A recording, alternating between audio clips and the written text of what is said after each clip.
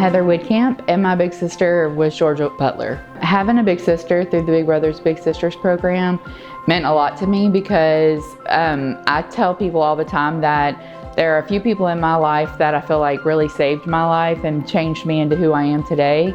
And Georgia's one of those people. I grew up in a house with a single mom for the most part, and a lot of kids in that demographic grow up and, you know, their life isn't always successful. Georgia helped me see what life could be like, you know, with a successful marriage, with a successful family. There was a segment on KPLC that was, it was called Kim's Kids.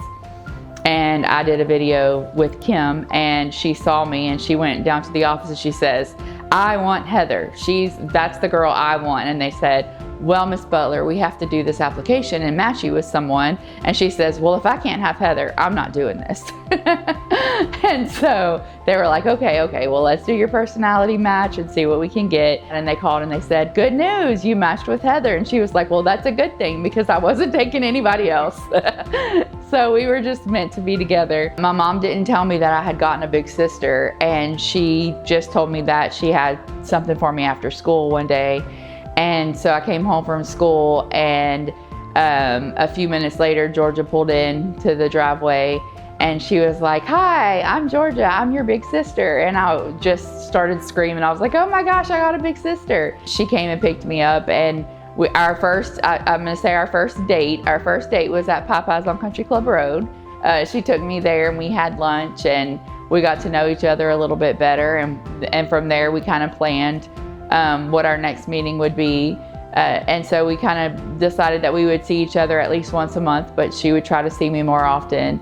So, and at that time, we saw each other quite a bit. Like, I probably saw her once every 2 weeks at the least. Georgia was a seamstress, and so I told her, you know, that I didn't have a prom dress. And she said, "Well, I'll make you one." And I said, "Really?" And she said, "Yeah, I'll make you one." We picked out the pattern that I wanted, and she bought the material for me, and she made my dress. And it meant the world to me. Like, I felt like no one else at prom could say that they had someone special make their dress for them. And she always did things like that to just make me feel like I was such an important person in her life too. Whenever I got married, she offered to make my wedding dress for me as my wedding gift. We made all the bouquets together and the boutonnieres and everything. So it wasn't just my dress. Like, she helped me a lot with my wedding. She moved away in 2001 or 2002, but my biological older sister moved away in '99 and went to Florida as well. So in 2002, whenever Georgia moved away, I was like, Florida's taking all my people. After Hurricane Laura, I was evacuated. I evacuated to my biological sister's house, and she only lives 2 hours away. So I made a point to drive down to see her.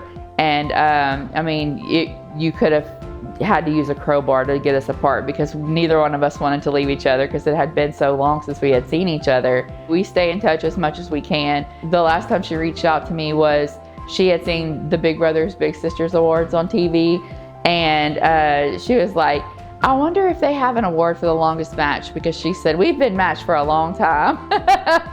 Having a relationship with Georgia has been it's been life-changing for me. Just having her there, having that support person, someone to love me unconditionally that wasn't my blood, showed me that I was worth more. It made me into who I am today and showed me how to love other people.